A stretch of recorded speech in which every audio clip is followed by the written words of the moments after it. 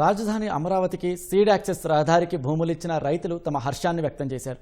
Seed access రహదారి ప్రారంభోత్సవంలో తాము భాగస్వాములు కావడం తమ అదృష్టంగా చెప్పారు. గ్రామంలో సీడ్ యాక్సెస్ రోడ్డుకి పూలింగ్ లో ల్యాండ్ ఇచ్చినటువంటి రైతుని మొట్టమొదటి రైతు నేను ఇచ్చిన తర్వాత ఒక వీడియో చేసి దాన్ని నేను యూట్యూబ్ లో కూడా పెట్టడం జరిగింది. దాని తర్వాత చాలా మంది రైతులు స్వచ్ఛందంగా భూములు ఇవ్వడం జరిగింది. భూములు అక్రమంగా లాక్కోవడం అనేది జరిగితే ఈ 2 years పట్టక్కర్లేదు. చంద్రబాబు నాయుడు గారు ఎలక్షన్ అయిపోయి ప్రమాణ స్వీకారం చేయగానే చేయొచ్చు.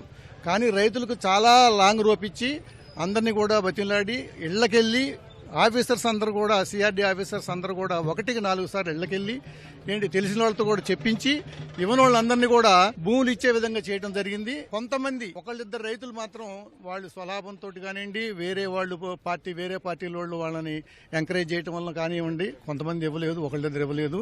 మొత్తం మీద మెజారిటీ 99% అందరూ కూడా స్వచ్ఛందంగా భూములు రాజధానికి ఇవ్వడం జరిగింది. సీడ్ యాక్సెస్ రోడ్డుకు కూడా అంతే ఇవ్వడం జరిగింది. అన్ని రోడ్లకు లింక్ అయ్యేటటువంటి రహదారిని ఇవాళ చంద్రబాబు నాయుడు గారి చేతుల మీదుగా ఓపెన్ చేసుకోవడం అనేది మా అందరికీ కూడా ఆనందంగా సంతోషంగా ఉంది. అమరావతి రాజధానికి ప్రధాన రహదారి అయినటువంటి సీడ్ యాక్సెస్ రోడ్డు ప్రారంభోత్సవం జరుపుకుంటాం. మన ఆంధ్ర రాష్ట్ర ప్రజలందరికీ అలానే అమరావతి ప్రజలందరికీ కూడా చాలా సంతోషించదగినటువంటి విషయం.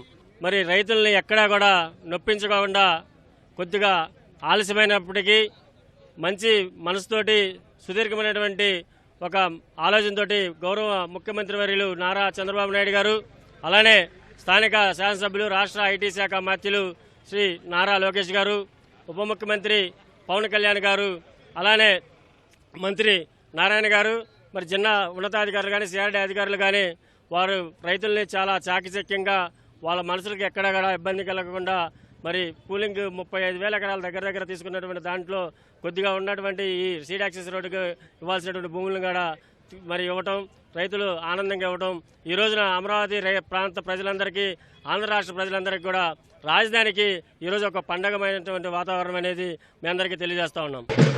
ఇవాళ రాజధాని ప్రజలు ఎలాంటి రోజు